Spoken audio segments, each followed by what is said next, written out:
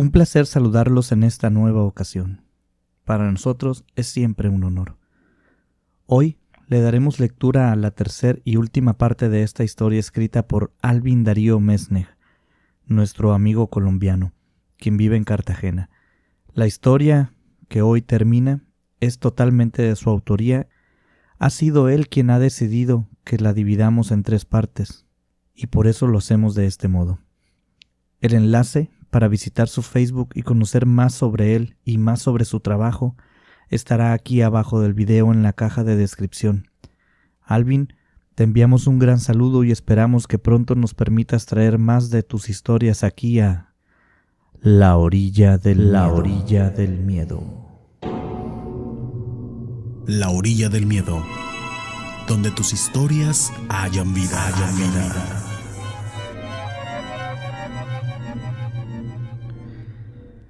Mi plan andaba sobre ruedas.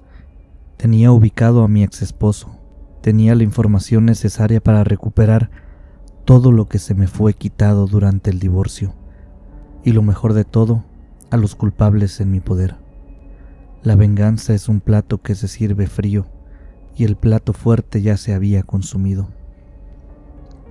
La ex de mi esposo jamás se enteraría que conseguí un cadáver, que lo llevé a un lugar apartado y quemé el cuerpo intentando replicar su inmundo ser. No podía saber que lo utilicé para hacerlo pasar por ella frente a su madre, que creyó y lloró a una desconocida encontrada en el congelador de la morgue y que se registraba como no identificada. Llevaba meses en aquel congelador y nadie daba razón de su identidad. Todo este tiempo la he mantenido sedada, en un coma inducido en otra área del hospital. Los papeles que firmó su madre esa misma noche que le entregué el cuerpo me daban poder para realizar operaciones riesgosas y trasladar el cuerpo para donde fuera pertinente. El día que procedí a dar el segundo paso, solo bastó con mostrar los papeles firmados por la madre. Era la misma firma que había firmado los papeles el día de su ingreso. No quedó duda que habían autorizado todos los procedimientos que describía yo misma en aquellas hojas. Le dije que solo faltaban 5 días para cumplir mi promesa, pero si me daba una semana más, ella podía vengarse también antes de partir. Le comenté que no estaba dispuesta a esperar su deceso para hacer justicia, y que contraté un investigador para hallar y traerme a mi esposo. Un gruñido horrible escapó de su boca. Su deforme boca intentaba gesticular una sonrisa. Sus ojos muertos y blanquecinos expresaban odio y furia como lo haría una mirada normal. Me preguntó, ¿cuál es tu plan? Yo le respondí que podría hacer lo que quisiera con él durante 2 días, pero que no lo matara.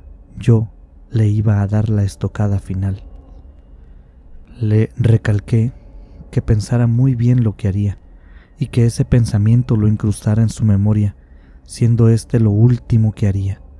Me dijo que desde hace tiempo tenía planeada su venganza, pero que creyó que nunca se haría realidad. La miré, intentando regalarle una sonrisa. Luego reaccioné. Era una maldita ciega. No tenía por qué fingir gratitud o simpatía si no me veía, y una mirada de asco y repulsión se dibujó en mi rostro. Una de las tantas mentiras que le dije, pues mi esposo ya estaba en mis manos, en un sitio propicio para realizar mi descarnada venganza. Viviría el mismo infierno que yo, día tras día, una y otra vez. Traería el infierno a su mente, a su cuerpo, a su ser. La muerte, ese es un premio que de momento no estaba dispuesto a dar a ninguno de los dos. Cuando llegué a aquella casa, una casa en las afueras de la ciudad que en un pasado pertenecía a un colega y que cuando él murió me la heredó, que él no tenía familia, ni hijos, ni esposa. Siempre comentó que su trabajo era su mayor impedimento para formalizar. Así que en aquella casa, en ese sótano, tenía una sala de operación. Aquella sala funcionaba perfectamente. Ahí, en una camilla, estaba mi ex esposo. Cuando me vio llegar, le vi temblar. Estaba temblando. Su terror le había hecho orinarse y defecarse. Sus ojos rojos eran señal que había estado llorando. Cuando vi su cara, le vi la expresión que hizo entre esperanzadora y aterradora. Le escuché decir, mi amor. Le escuché decir mi amor. Le escuché decirme que me devolvería todo lo que me había quitado. Yo le pregunté, ¿cómo traerás a mi hijo a la vida? Y él guardó silencio. Culpó de todo a su amante. Le mostré los videos que gracias a ella ahora tenía en mi poder, y un sepulcral silencio perturbaba mi oído. Le regalé una mirada de asco y me senté frente a él. Saqué un libro de neurociencia y empecé a leerlo, no sin antes colocar el celular cerca de él y reproducir todos los videos. Perdí la noción del tiempo. Venía leyendo este libro, el cual me inspiró para mi venganza. Salí de aquel trance cuando le escuché decir que no me saldría con la mía. Se le ocurrió decirme que yo iría a la cárcel o a un hospital psiquiátrico, pues él estaba dispuesto a confesar y que era un crimen lo que yo estaba haciendo, un secuestro y una tortura, que todo el peso de la ley caería sobre mí. Por supuesto, no le presté atención. El capítulo era interesante.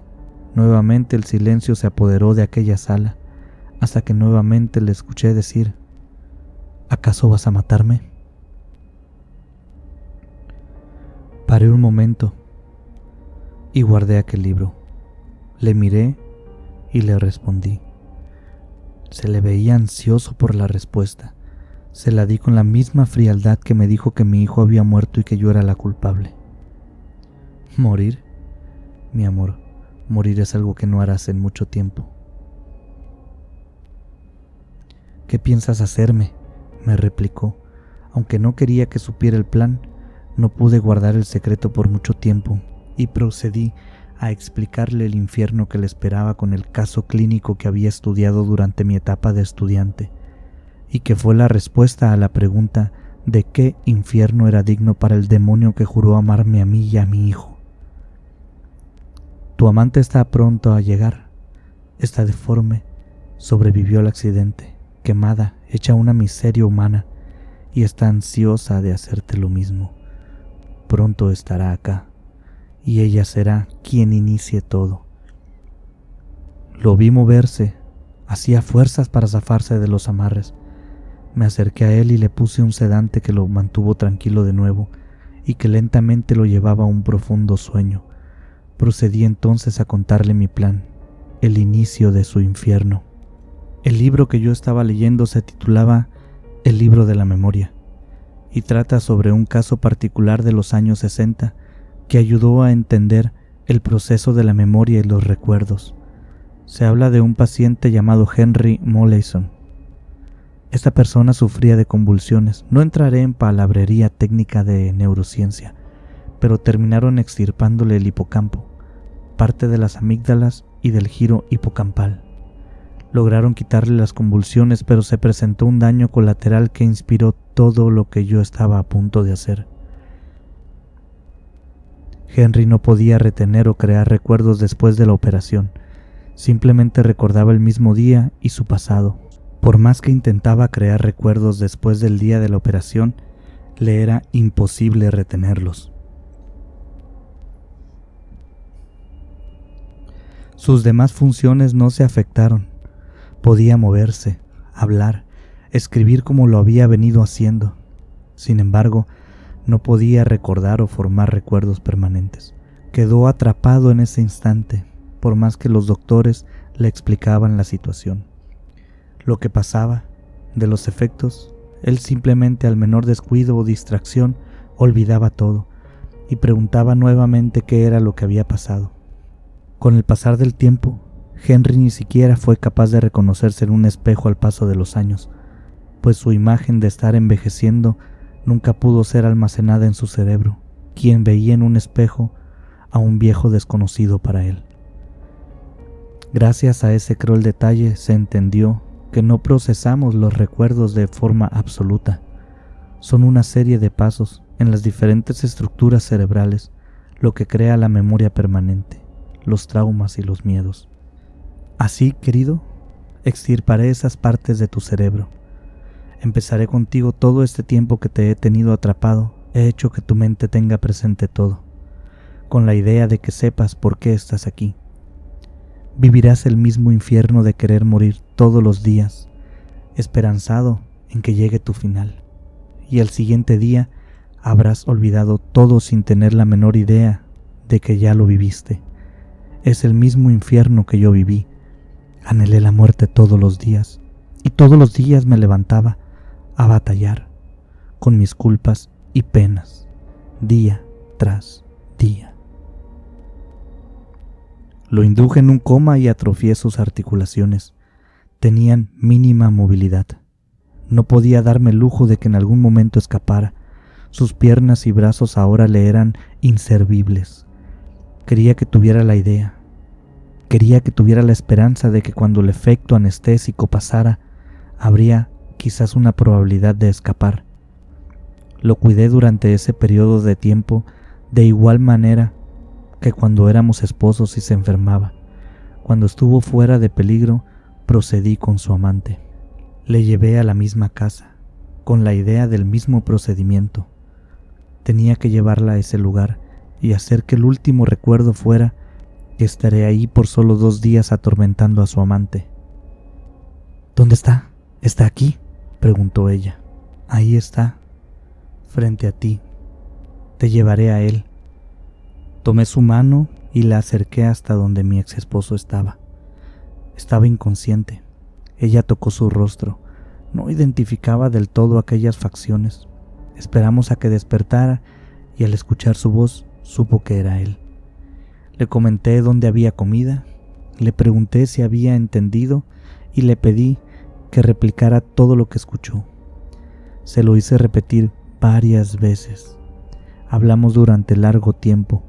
La idea era que en su cabeza quedara la información sobre la comida, los tiempos y lo principal, que no lo matara, que se divirtiera con él, pero que hiciera lo que hiciera, no lo matara, que le obligara a comer, que lo alimentara con pequeñas porciones, pero que lo alimentara, así sea a la fuerza.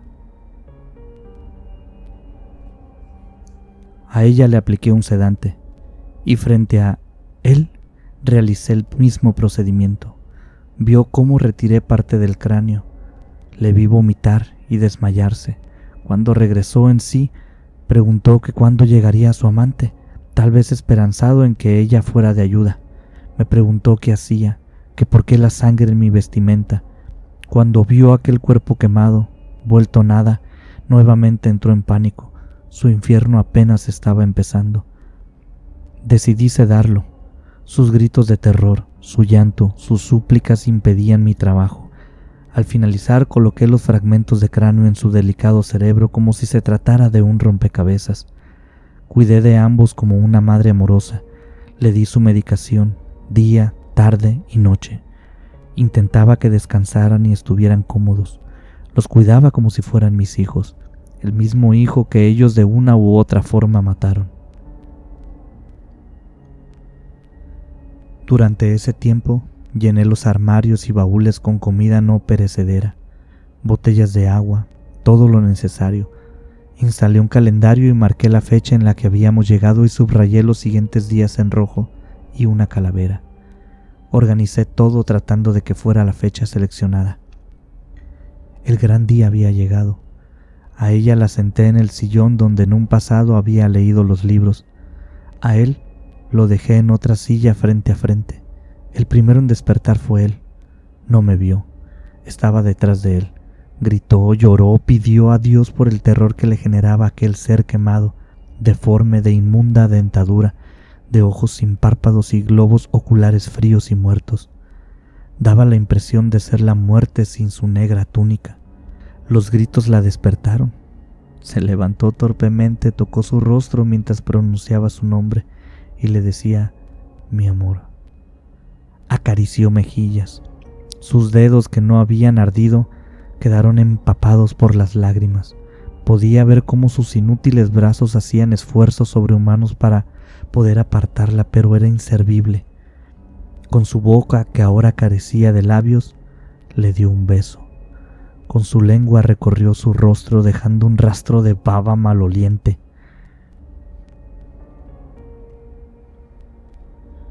Tomaba sus manos y le obligaba a acariciar el cuerpo, que en un pasado le despertaba lujuriosos pensamientos. Dejó de gritar. Había sucumbido al horror. Ella preguntó si ya estaba muerto. Simplemente le respondí que se había desmayado, que en algunos minutos regresaría de nuevo a su conciencia. No hablé nada más, pues no recordaría nada.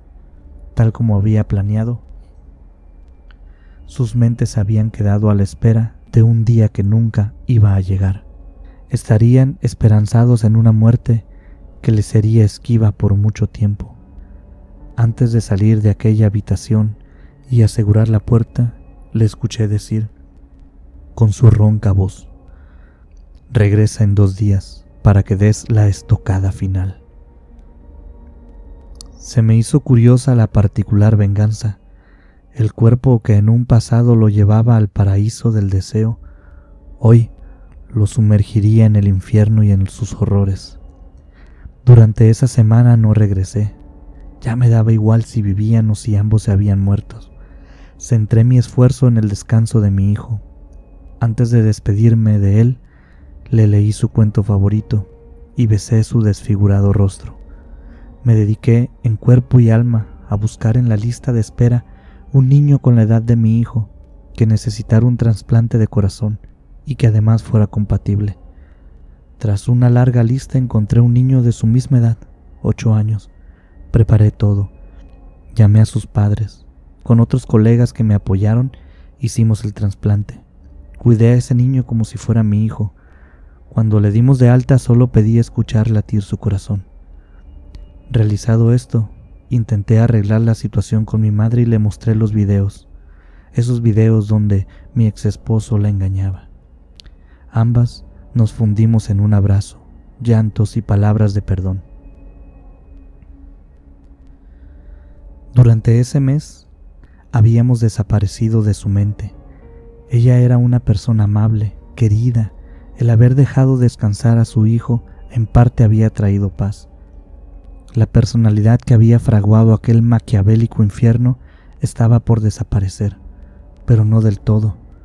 Durante el día era ella, y en la noche éramos la otra, esa que no le tembló la mano para hacer pagar a los culpables. Desde la lejanía miraba en dirección a esa casa, con una copa de vino en las manos. Imaginaba sus putrefactos cuerpos, simplemente sentí curiosidad y decidí regresar. Al tomar las escaleras que nos conducían al sótano, el hedor era insoportable. Abrí la puerta y allí estaban los 2 cuerpos tirados, rodeados de inmundicia. El hedor era repugnante. Me acerqué a ellos. Aún estaban vivos. Él intentaba arrastrarse como un vil gusano en su propia suciedad. Retrocedí, tropecé con las latas y botellas. El ruido de mi caída la despertó a ella. Aquel cuerpo quemado se levantó. Varias lámparas ya se habían fundido. La oscuridad aviva el infierno que estaban pasando. Y nuevamente se repetía la escena. Sonreí. El infierno para ellos aún seguía. Él gritaba debido a que no procesaba sus recuerdos y temores. No se había vuelto loco, estaba aún consciente del por qué estaba ahí. Y yo me regocijé, pensando que todos los días anhelaba morir. Antes de salir le escuché gritar que lo matara. Su ronca y casi inaudible voz era evidencia de que sus cuerdas vocales estaban destrozadas de tanto gritar. Sin embargo, lo que me impresionó fue que ella simplemente me dijo: tranquila, en 2 días darás la estocada final y yo podré morir en paz. Volví a sonreír y dije para mí: la muerte es un premio que no estoy dispuesta a entregar. Hasta el día de hoy ella sigue regresando cada semana.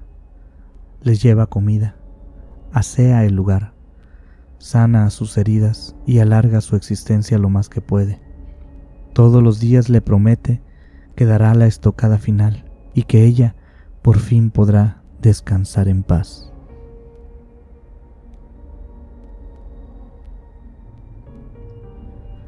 Muchas gracias por haber llegado hasta este punto del video. Queremos enviar nuevamente saludos muy especiales a Alvin Darío Mesnej, autor de esta obra que hoy hemos terminado de dar lectura, El anhelo de morir.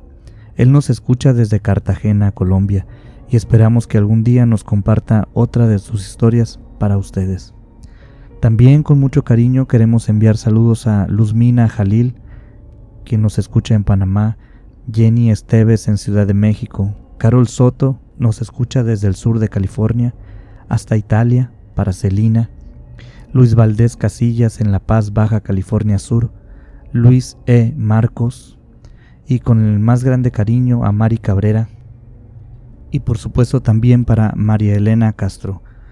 Aún nos alcanza el tiempo para poder mandar todos los saludos que queremos, pero les agradecemos a todos ustedes, a los nuevos, a los que ya tienen tiempo con nosotros, a los que nos envían y a los que nos escuchan historias.